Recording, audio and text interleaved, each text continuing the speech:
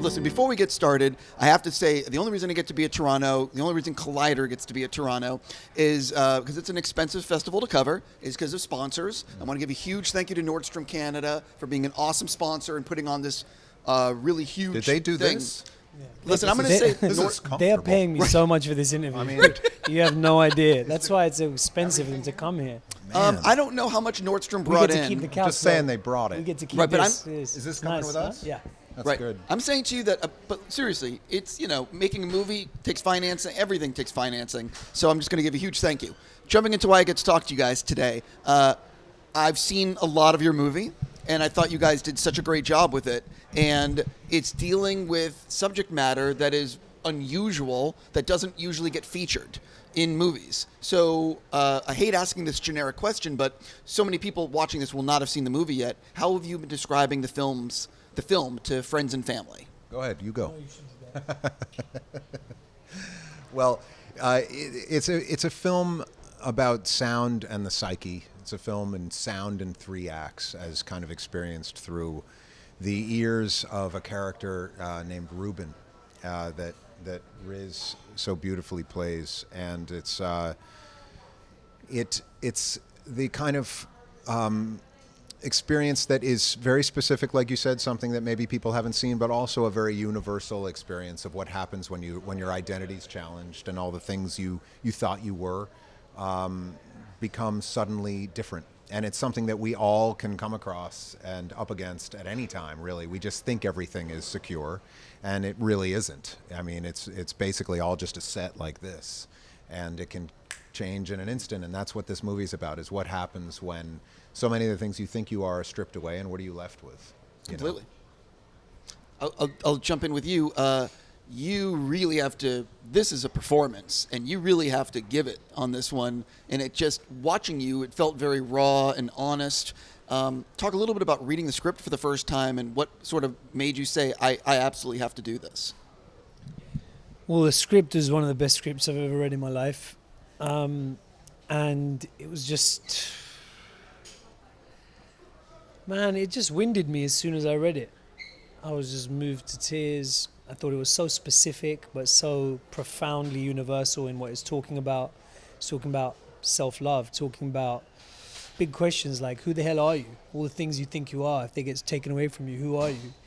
And yet, through such a specific world, and just to kind of frame it for people, I play a character called Ruben, who's a drummer in a kind of like a noise punk band, and he suddenly loses his hearing.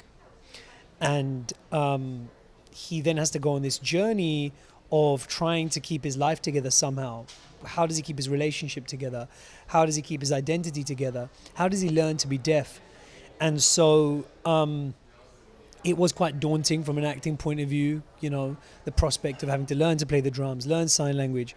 And the process of preparation, which was kind of full-time for 8 months, was really intense, was really difficult. And most of the time I thought, I suck really badly. And but it was really because of Darius's leadership, Darius's generosity of spirit, really, that I went on the journey.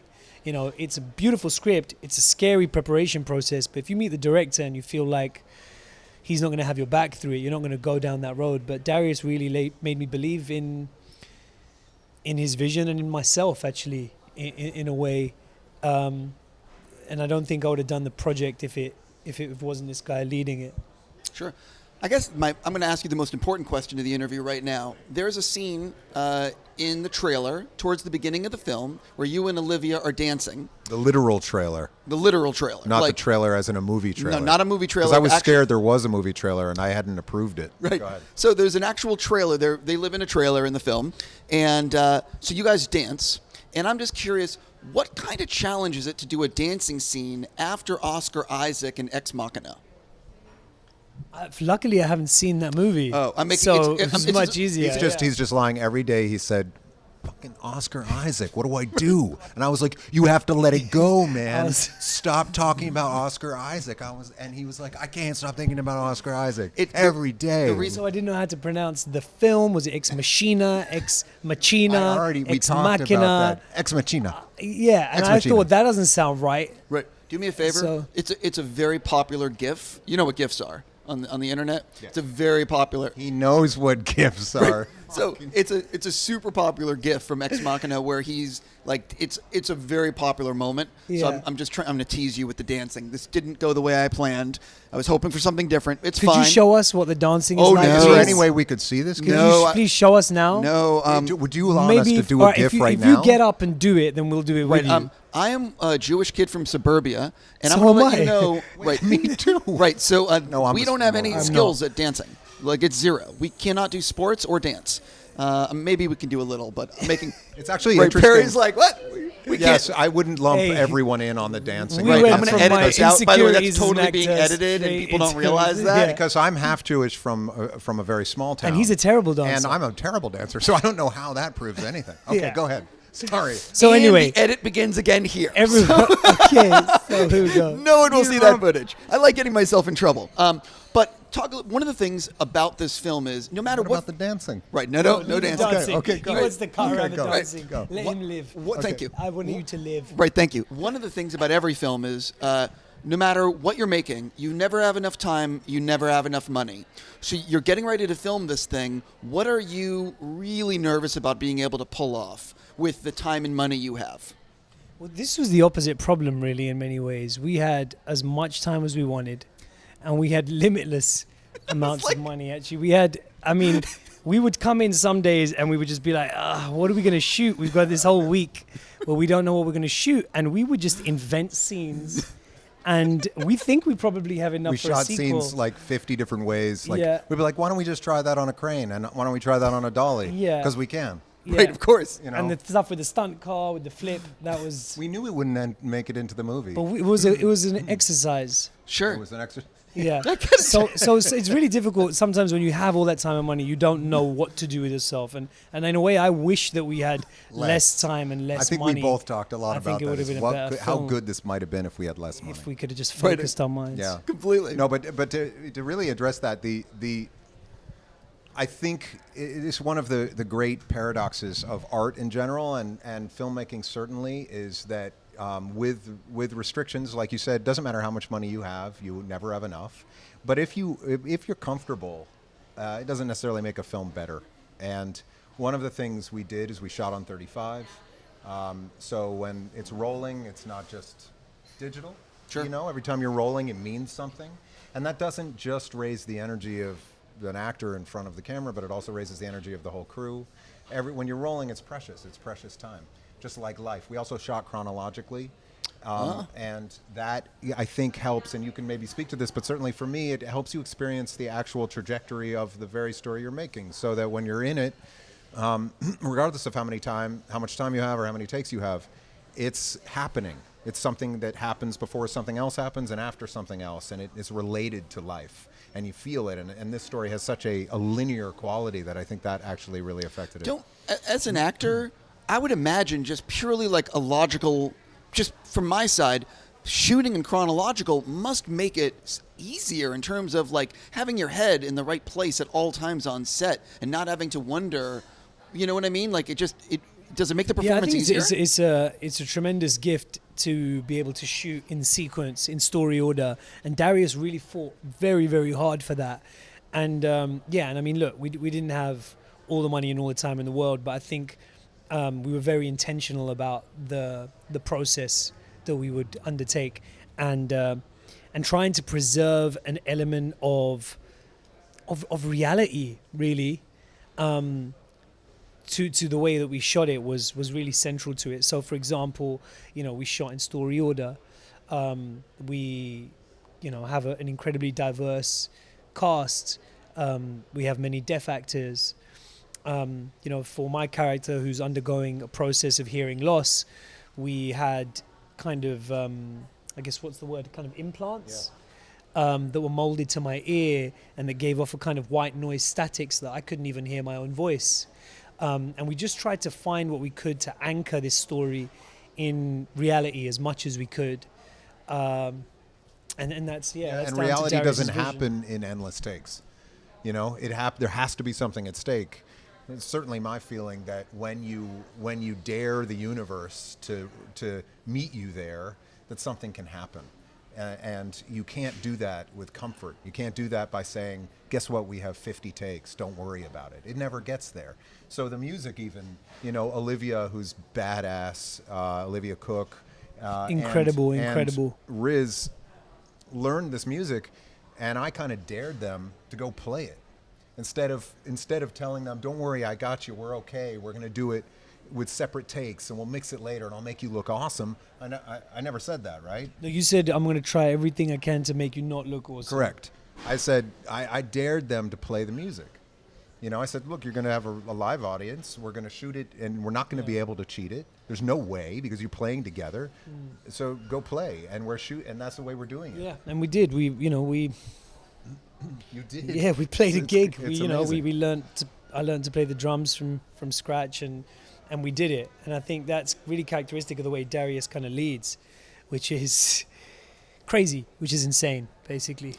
Did you pick up, because I know we were talking off camera about Derek Cianfrance. He also dares people to do stuff, like he pushes. Did you take anything away from your collaborations with him? Oh, yeah.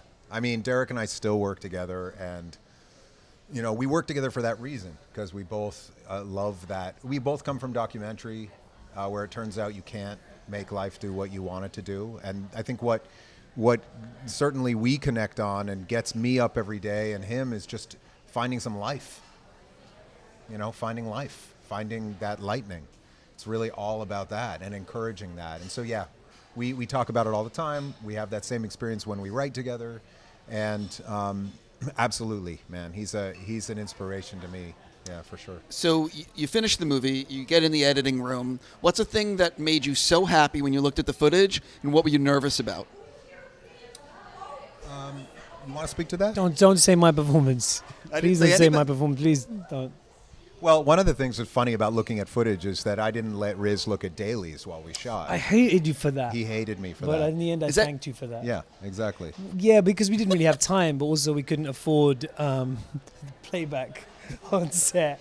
That's not true. But only because we were using it. We were shooting film, and one of the great things with film is that you don't have dailies right away.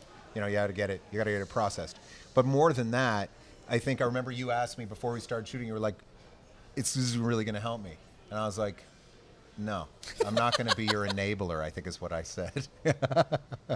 But really, what that was about is that it's not about about dissecting your performance. It's not about dissecting your performance every day, because that puts you in a frontal lobe space, and we wanted to be in just a feeling, visceral space. As far as when we were done, what did we love? What did we not love?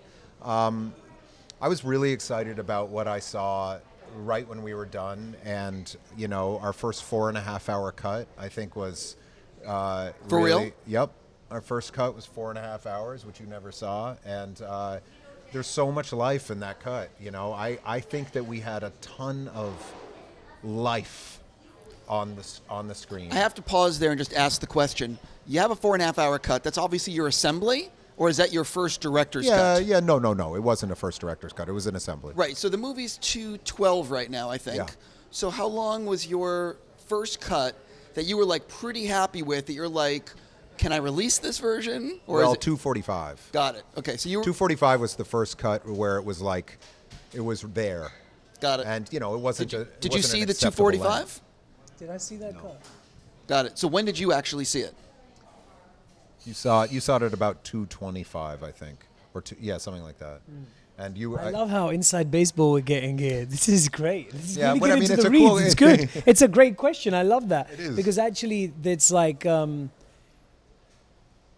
it must be such a tough process. It is. It's killing your children, as they say, right? Killing your babies or your darlings. Because baby sounds creepy, right? It sounds weird. They say all the time, killing your babies. They do. Okay, yeah, good. all the time. They're creeps. Stop saying that. I know. Stop saying real that, bad. guys. So, yeah. I don't want you to spoil anything, but what was the last thing that you cut out before the final cut, and why? Like the last deleted scene. Oh, that's a cool question. But I don't want to know if it's going to spoil something. Then don't tell us. No, we had wonderful footage of Riz and Olivia in the trailer in the beginning of the movie. More dancing? Nope.